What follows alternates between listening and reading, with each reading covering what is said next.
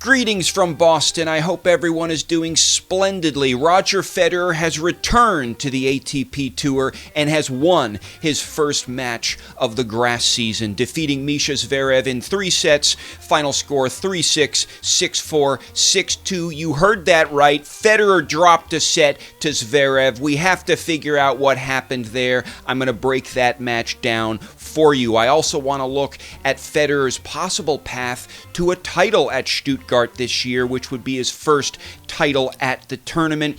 I also want to look at the rankings implications of all of this. Can Federer retake the world number 1 from Rafa Nadal this week? And finally, since we're into the grass season, I want to examine 3 myths about grass that circulate, and in fact have circulated in response to some of my videos. I want to talk about and debunk 3 myths about grass. So subscribe to the channel, give the video a thumbs up. Let's talk tennis!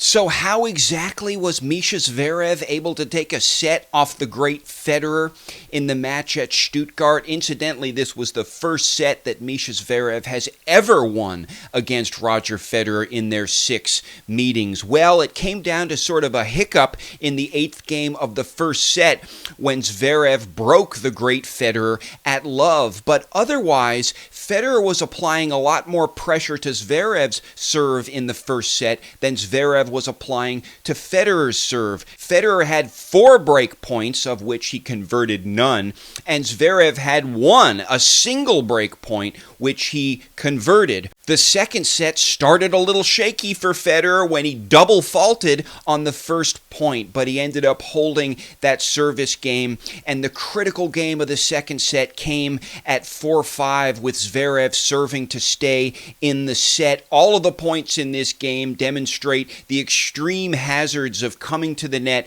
too often against Federer. In the first point, Federer hit a beautiful backhand passing shot. In the next 2 points with Zverev at the net, Federer went straight to Zverev's body, and Zverev didn't have good answers for that. That brought the score to love 40 with 3 set points for Federer, and Federer responded with a fantastic backhand return. Well, that put the second set in the bag, and in the third set, Federer just started to steamroll. In the 4th game, he broke Zverev at love to go up 3-1, and then at 5-2 in the third, Federer again broke Zverev and won the match in style with a beautiful forehand return winner. Federer was a little rusty in this match, and that was not unexpected. He wasn't serving so well in the first set, but as the match progressed, he found his rhythm, and by the end of the match, it was the great Federer on display. In the quarterfinal, Federer will face Guido Pella, whom he's met once before in 2016 at Wimbledon. Federer took care of Pella on that occasion in 3 sets, straight sets, but 2 of those sets went to a tiebreak. It could be somewhat competitive against Pella, who is a left-hander, but I am assuming that Federer will squeeze through to the semifinal. And who will be waiting on the other side of the court in the semifinal? Well, it will either be Nick Kyrgios or Feliciano Lopez. This one is sort of hard to predict. Kyrgios and Lopez have met a few times. I think Lopez leads in the head-to-head, but in their last meeting at Wimbledon in 2016, Kyrgios beat Lopez. Lopez is a very fine grass court player, so I give him a slight advantage here. If Lopez gets through, Federer will probably have a fairly easy time with him in the semifinal. He's 13-0 against Lopez. They've met once on grass way back in 2003 at Wimbledon in the 4th round when Federer was just achieving his first real breakthrough. If Kyrgios gets through, it could be a little more difficult on Federer. He's struggled with Kyrgios in the past, but they have never met on grass. Assuming Federer can get through to the final, Who will be on the other side of the court there? I'm assuming it's going to be Milos Raonic, who's playing Tomas Berdych in another quarterfinal. Luca Pouille, who's also in a quarterfinal, is the defending champion at Stuttgart, but I do think Raonic will be able to take care of both Berdych and Pouille. We'll just have to see. I think it's very likely that Raonic will get through, in which case Federer will meet Raonic in the final. Federer is 10-3 against Raonic in the head-to-head. They've met 4 times on grass. Raonic has won only once on grass against Federer, and that, of course, was in the 2016 Wimbledon semifinal. So what does Federer need to do in order to reclaim the world number 1? Well, he'll have to get to the final at Stuttgart. He doesn't have to win the final, but he'll have to get to the final. In order to retain the number 1, he'll have to defend his points at Halle, which means he has to win Halle. If he does that, if he gets to the final at Stuttgart and he wins Halle, then Nadal can still retake from him by reaching the quarterfinal at Wimbledon. Well, it's not a foregone conclusion that Nadal can reach the quarterfinal at Wimbledon, particularly when he's not playing any warm-ups, it looks like. So Federer will be in a pretty good position to retain the world number 1, but again, he'll have to win Wimbledon. So he does have an uphill battle ahead of him. It's possible he can retake and retain the world number 1.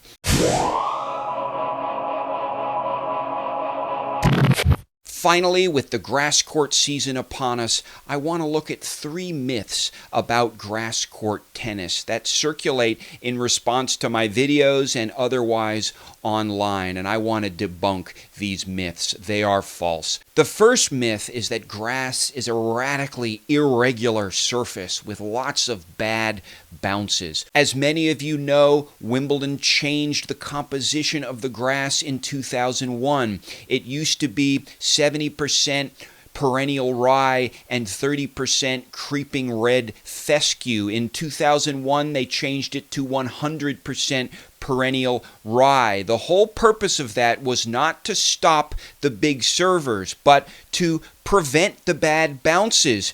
According to the groundskeeper, we needed a grass that could hold up for 2 weeks and not splinter into patches, which is what causes the bad bounces. That was our goal. Any change in the pattern of play, the groundskeeper insists, and the groundskeeper is Eddie Seward, was just a natural byproduct of being able to keep the soil firmer. So they just wanted a firmer surface. They wanted to get rid of the bad bounces. Well, Craig O'Shaughnessy, who is a leading tennis analyst for the Grand Slams, says that, quote, the bad bounces are gone at Wimbledon. The courts are now so level. The preparation of the grass court is so immaculate that it is now behaving exactly like a hard court. The second myth about grass is that all you need is a good serve to win on grass. Well, that's just flatly contradicted by the evidence, folks. When is the last time that a serve bot won Wimbledon? It hasn't happened in a long time. Look at the people who have been dominating at Wimbledon for the last, 15, 16 years.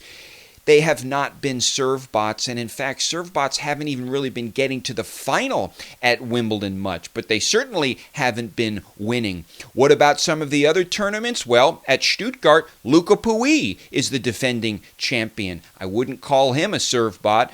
Dominique Thiem won Stuttgart in 2016, defeating Philipp Kohlschreiber. I would call neither of those players serve bots.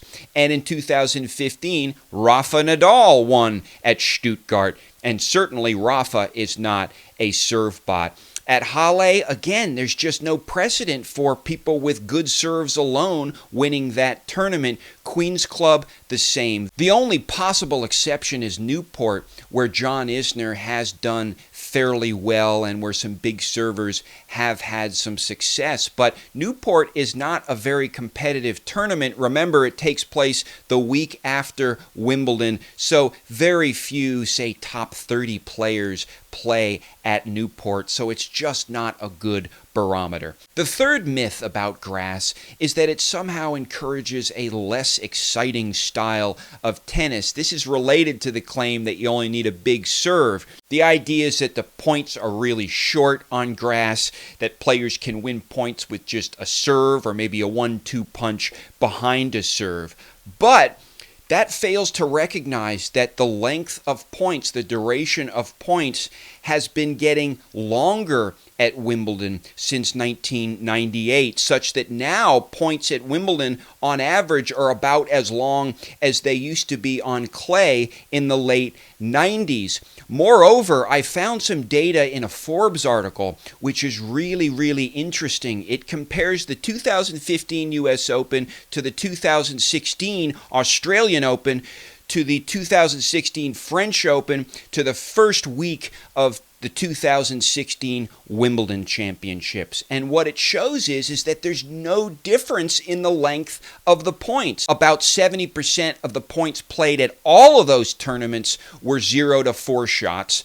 About 20% of the points played at all of those tournaments were 5 to 8 shots. And about 10% of the points played at all of those tournaments were 9+ shots. So these data suggest that the point duration is about the same across all of the surfaces. But there are a few attributes of grass which actually increase the excitement of matches on grass relative to matches on the other surfaces. First, the matches are longer on grass. Second, there are more tiebreakers on grass. Third, there are more winners on grass. And finally, there's more all-court play on grass. So I believe grass is actually the most exciting surface. It promotes the most exciting style of tennis. Drop a comment. Let me know what you think. I really do believe that those are myths. They are false, and the data basically contradict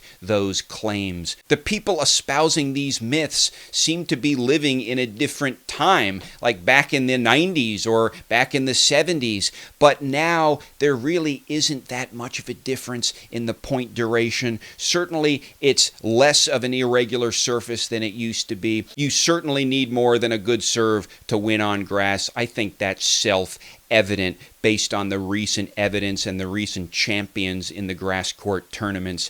And I think it's more exciting rather than less exciting. Let me know what you think. I will be back with much more commentary as Stuttgart proceeds. Talk to you soon. Bye.